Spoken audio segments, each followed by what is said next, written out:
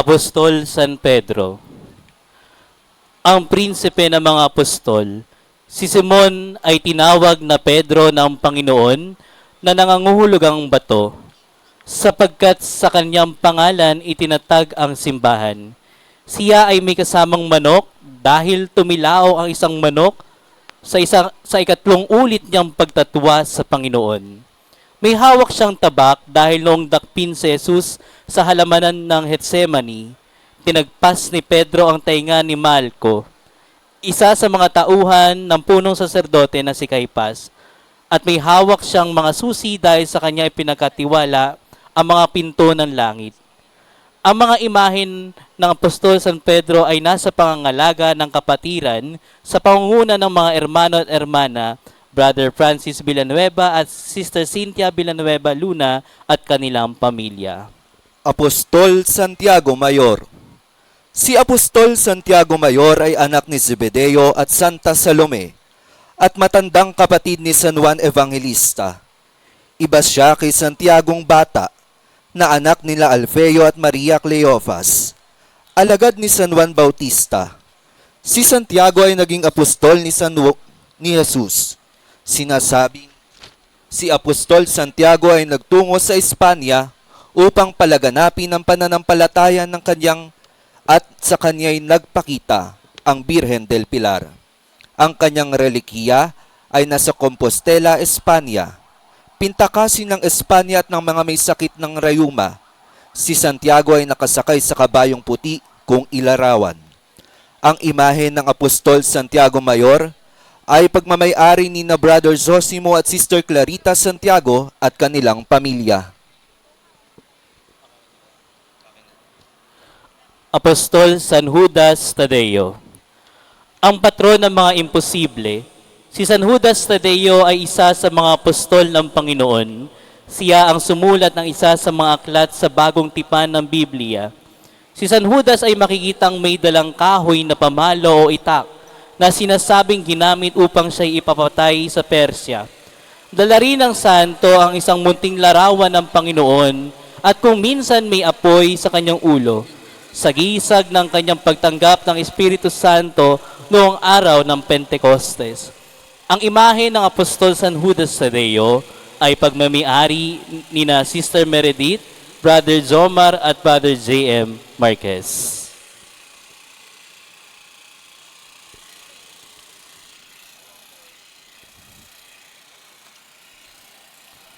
Ang pangangaral ni Jesus sa babaeng Samaritana. Ang mga Hudyo ay hindi maganda ang pakikitungo sa mga Samaritano na itinurong nilang mga pagano at mas mababang uri kaysa sa kanila. Ngunit sa Ebanghelyo ni San Juan, sinasabing si Jesus ay nakipanayam sa isang babaeng Samaritana sa balon ni Jacob. Kahit na ang Panginoon ay isang Hudyo, ipinamalas sa babaeng ito ang kadakilaan at awa ng Diyos ay para sa lahat at walang pinipili. Ang tagpong ito ay nasa pangangalaga ng kapatiran sa pangunguna ng hermana, Sister Josefina, Juliana Josep at pamilya.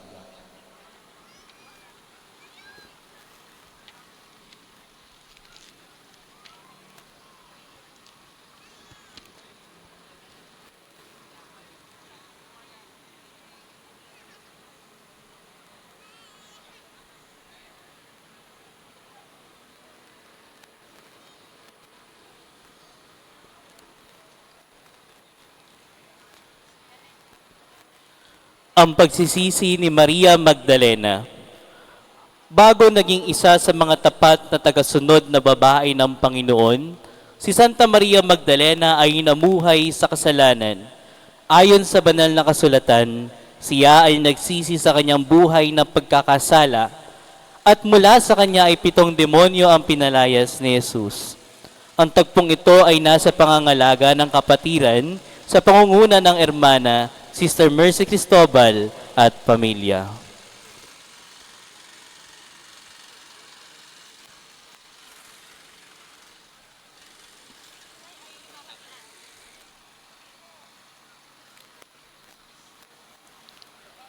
Ang huling hapunan. Noong gabing ipinagkanulo siya, Nakasalo ni Jesus ang 12 apostol sa isang hapunan. Dito niya itinatag ang banal na Eucharistia sa pamamagitan ng paghahandog ng kanyang katawan at dugo sa anyo ng tinapay at alak. Inaalala natin ang dakilang pangyayaring ito na nararanasan natin magpasa hanggang ngayon sa bawat pagdiriwang natin sa banal na misa. Ang tagpong ito ay nasa pangangalaga ng kapatiran sa pangunguna ng Hermana, Sister Elisa de Castro at pamilya.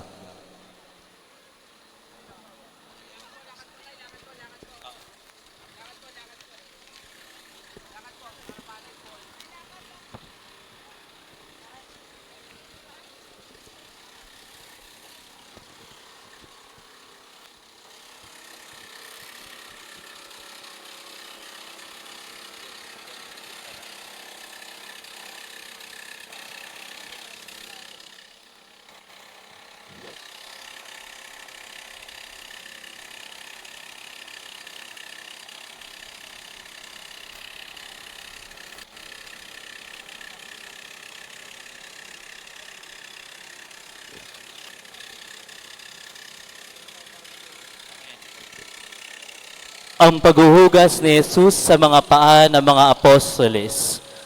Pag ang huling hapunan, ipinamalas ni Jesus ang dakilang halimbawa ng kababaang loob at paglilingkod sa pamamagitan ng paghuhugas ng paa ng kanyang mga apostol. Isang gawang mga alipin lamang ang gumagawa.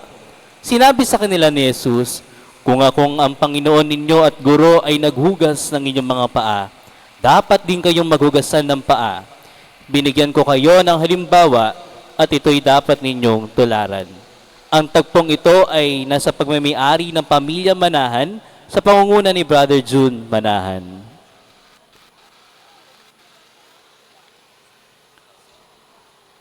Ang pagkakagapos kay Jesus sa haliging bato. Matapos hulihin si Jesus, siya ay hiniharap sa mga saserdoteng sina Anas at Caiphas. Sa huli, siyang dinala kay Poncio Pilato, ang gobernador ng Romanong Huda noong panahong iyon. Matapos siyasatin si Jesus, natagpuan niya itong walang kasalanan. Sinabi ni Pilato, "Napatunayan kong walang katotohanan ang mga paratang ninyo sa kanya. Hindi siya dapat hatulan ng kamatayan. Wala siyang kasalanan, kaya't ipapahagupit ko lamang siya sa kapalalayain." Ang tagpong ito ay nasa pangangalaga ng Hermana Sister Maria Teresa Bondo at pamilya. Ang pagpuputong ng koronang tinik. Matapos siyang ipahagupit, kumuha ang mga kawal ng halamang matinik at ipinutong kay Jesus. Saka ipinahawak ng tambo at pabalik siyang niluhod-luhuran at sinabing, "Mabuhay ang hari ng mga Hudyo." Siya'y pinagluluhuran, kinuha nilang tambo at ipinaghahampas sa ulo. Ang tagpong ito ay nasa pangangalaga ng kapatiran sa pangunguna ng Hermana Pamilya Enriquez Sanchez.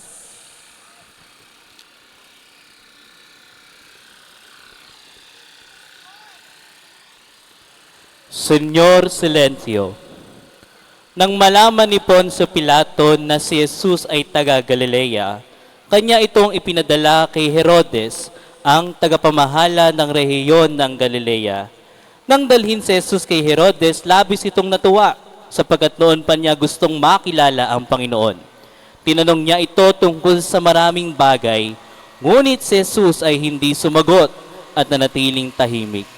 Dahil wala siyang makuha kay Jesus, ibinalik na siya ni Herodes kay Pilato.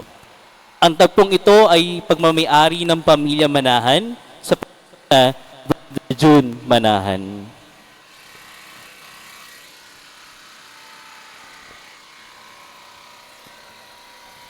Ang pagpapatanaw ni Pilato kay Jesus.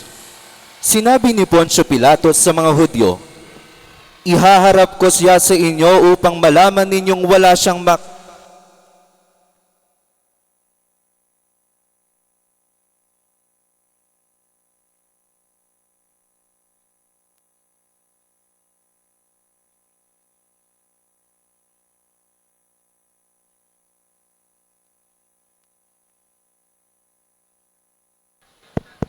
Check, hey. At inilabas si Jesus na may koronang tinik at balabal na pulpura. Ang tagpong ito ay nasa pangangalaga ng kapatiran sa pangunguna ng Hermano at Hermana, Brother Nanding at Sister Kay San Diego at pamilya. Ang pagtanggap ni Jesus sa kanyang krus. Matapos basahan ng kanyang sentensya, si Kristo kanyang tinanggap ang krus na kanyang papasanin patungo sa lugar ng pagpapatayan sa kanya.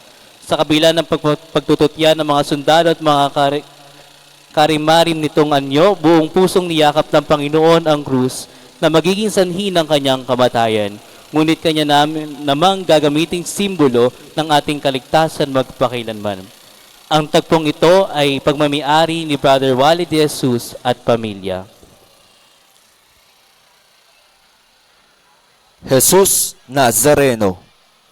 Lumabas si Jesus na pasa ng kanyang krus, patungo sa lugar kung tawagi Dako ng Bungo, Golgota sa wikang Hebreo. Si Jesus ay tinawag na Jesus Nazareno dahil siya ay nagmula sa Nazareth, Galilea. Ang imahen ng Jesus Nazareno ay nasa pangangalaga ni Sister Cecilia Tolentino at pamilya.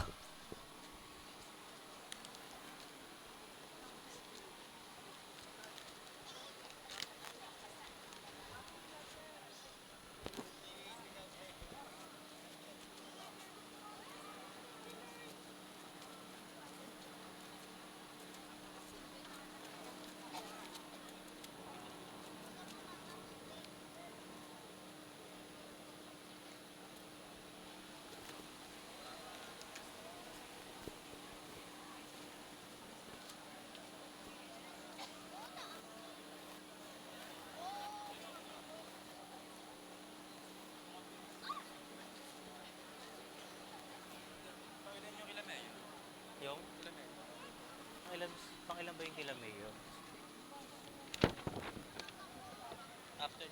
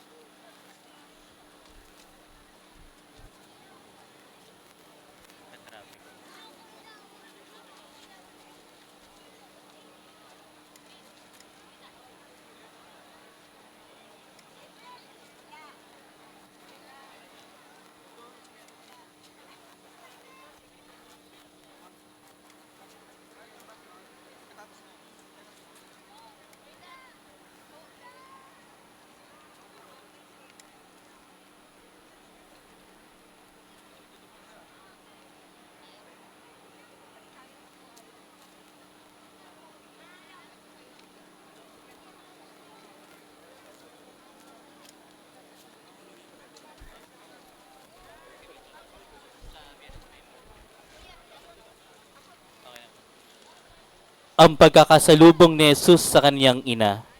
Ayon sa tradisyon, nakita ni Jesus ang kanyang inang si Maria sa kanyang daan patungo sa kamatayan.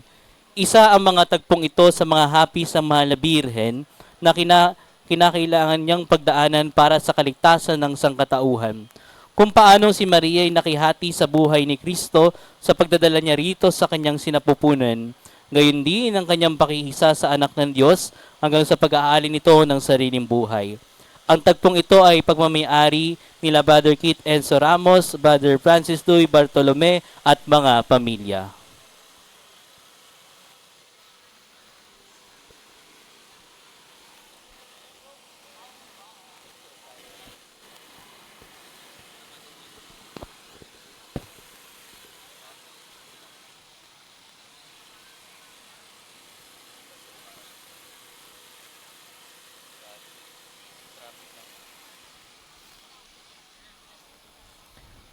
Mater Dolorosa.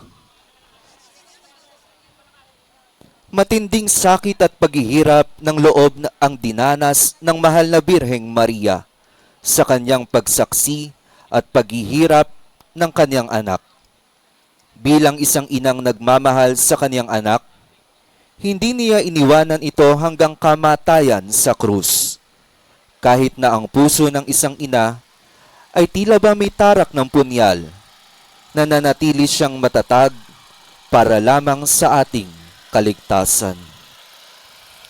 Ang imahe ng Mater Dolorosa ay nasa pangangalaga ng kapatiran sa pangunguna ng Pamilya San Diego.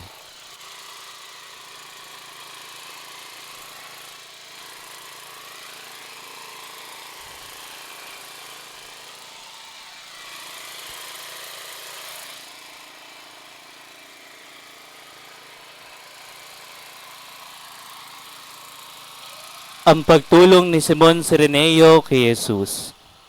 Gayon na lamang ang pagod ni Jesus sa pagbubuhat ng krus, kaya't ang mga kawal ay natakot na baka abutan siya ng pagkamatay sa daan at hindi umabot sa takdang lugar ng pagpapakuuan sa kanya. Nasa lubong nila ang isang lalaking galing sa bukid na ang pangalay Simon. Pinilit nila itong ipapasan sa kanya ang krus ni Jesus. Ang tagpong ito ay nasa pangangalaga ng kapatiran sa pangunguna ng ermana Sister Nenette Santiago at pamilya.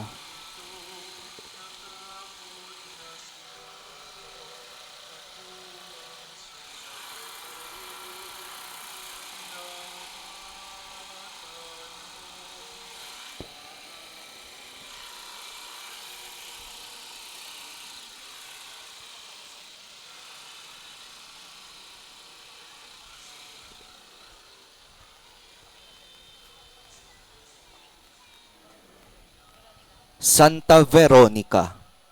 Ayon sa tradisyon, isang babaeng nagngangalang Veronica ang lumapit kay Jesus upang punasan ng kanyang muka, puno ng pawis at dugo. Ang birang ng kanyang ipinamunas ay himalang nagtaglay ng larawan ng muka ng Panginoon.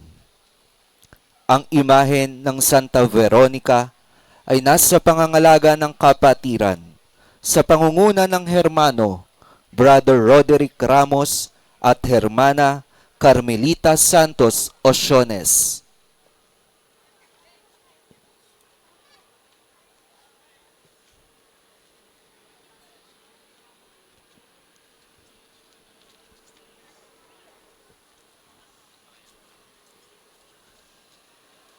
Santo Cristo, samahan ng mga halal ng bayan. Ang banal na krus ng kapatiran ng Poong Santo Cristo at samahan ng mga halal ng bayan ng Ubando, na pangunguna ng ermano Brother Juan de Guzman at pamilya.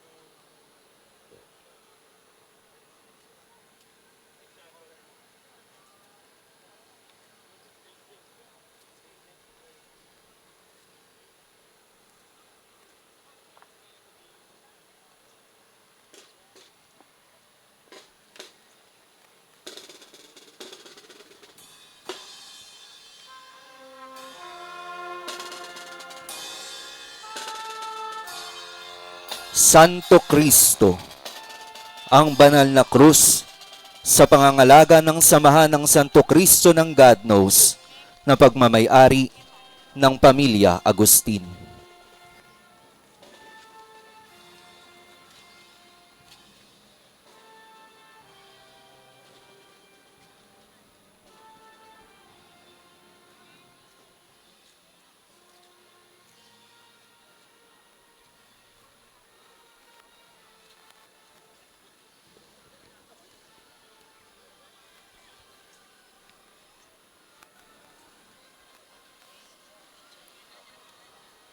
Mater Angustia. Inilalarawan ng Mater Angustia ang mahal na Birheng Mariang sa kanyang labis sa pagkahapis, pagkabalisa at pagkalungkot. Bilang tumayong ina at kamananakop ni Jesus, gayon na lamang ang pagdurusang kanyang sinampit matapos makitang ipako sa krus at mamatay ang kanyang anak. Ang imahe ng Mater Angustia ay pagmamiari ni Brother Paulo Julius Lorenzo. San Lazaro ng Betania. Si San Lazaro ay kapatid ni Marta at Maria na taga Betania. Siya ang mga kaibigan ni Jesus. Nang si Lazaro ay magkasakit, pinasabihan ni Marta at Maria si Jesus na ang kanyang kaibigan ay may sakit. Subalit hindi agad nagpunta si Jesus sa Betania. Si Lazaro ay namatay at 4 na araw nang nakalibing nang si Jesus ay dumating. Naghimok ang magkakapatid na si Maria at Marta kay Jesus at sila'y lahat ay pinagtangis. Malaki ang pananalig ng magkapatid kay Jesus, kung kaya't nagtungo si Jesus sa libingan ni Lazaro kahit sinabing nangangamoy na ang patay. Doon ay nagtangis si Jesus ayon sa banal na kasulatan.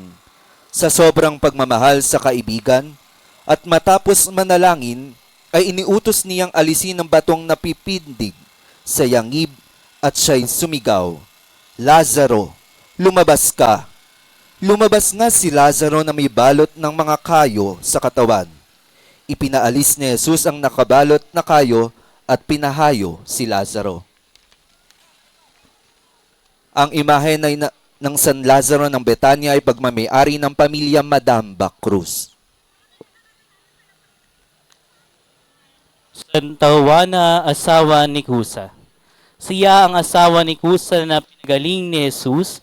Kabilang siya sa mga babaeng tumustos sa mga pangailangan ni Jesus at ng kanyang mga alagad. Isa rin siya sa mga babaeng nagbalita ng muling pagkabuhay ni Jesus sa mga apostol. Ang imahen ng Santa Juana, asawa ni Cusa, ay nasa pangangalaga ni Brother Ronnie Diaz at pamilya.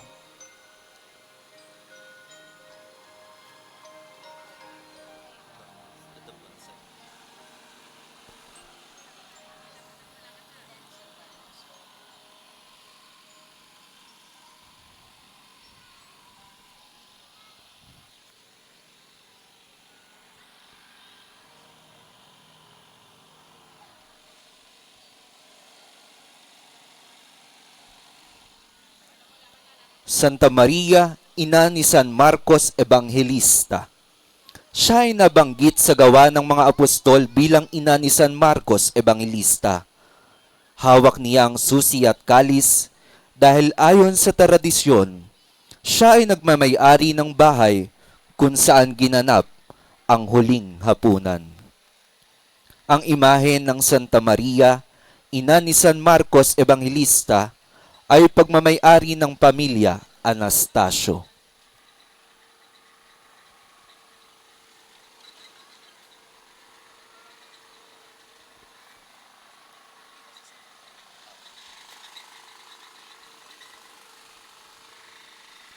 Santa Maria Jacobe.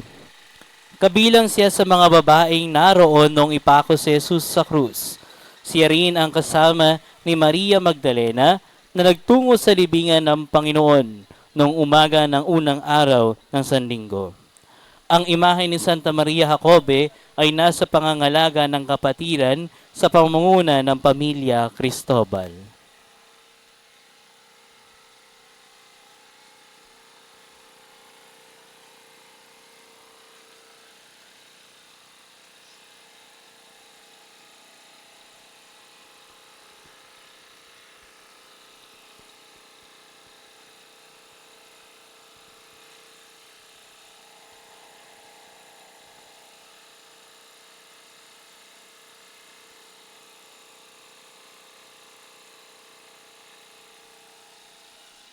Santa Maria Salome.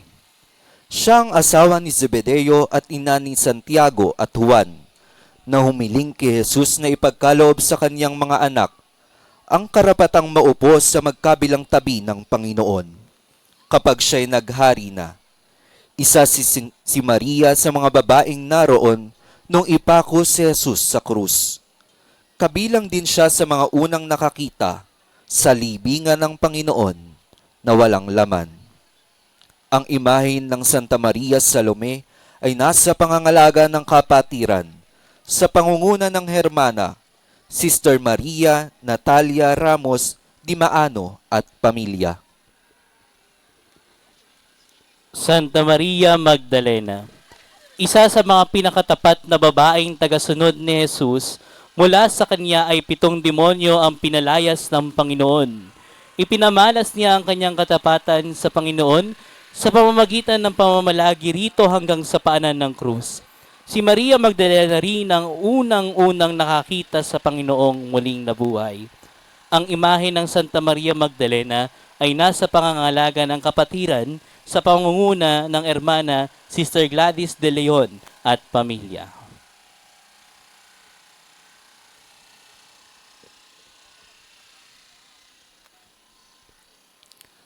Apostol San Juan Evangelista.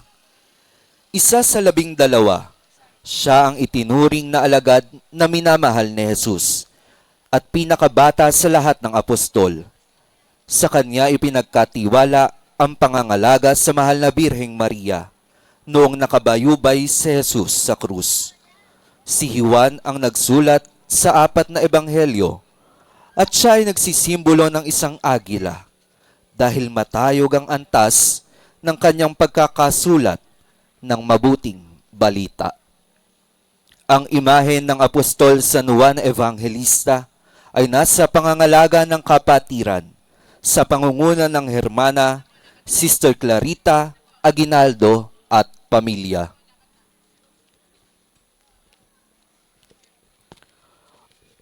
Mahal na Birheng Maria, Ina ng Awa. Si Maria ay natatangi sa babaeng lahat dahil siya ang napili upang maging ina ng Diyos.